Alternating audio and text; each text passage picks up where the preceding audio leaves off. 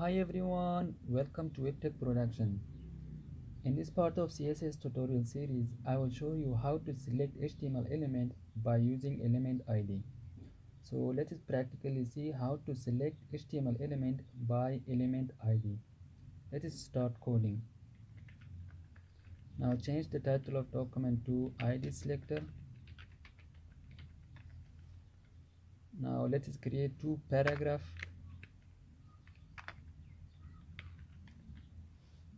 Copy some text from here, Control C, paste it between p tag, put line break at the end.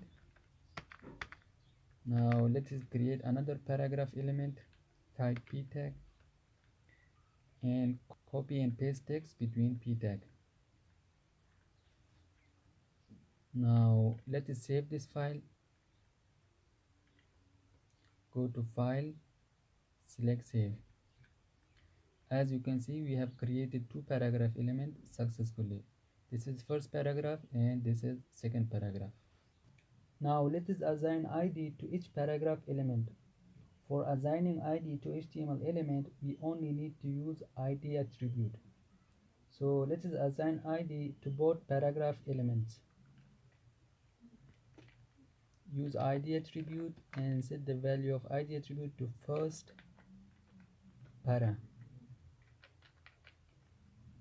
paragraph. Now let us assign ID to second paragraph element too. Use ID attribute and set the value of ID attribute to second paragraph. Now save the file. Now let us select element by using element ID and apply some style.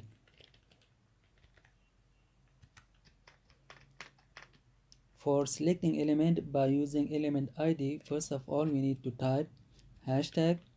Now we need to type the ID of element, so I will just copy the ID of first paragraph element and paste it here. Now type opening and closing curly braces.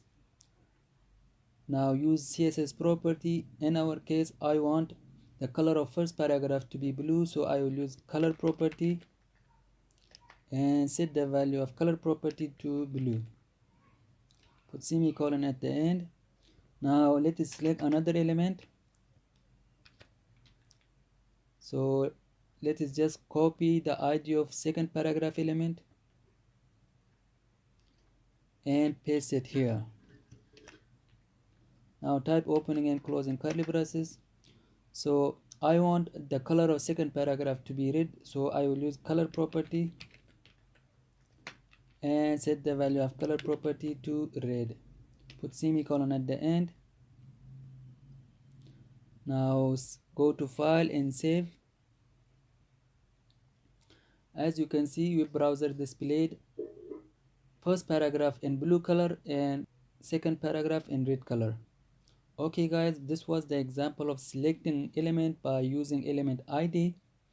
In next video I will show you how to select element by using class name.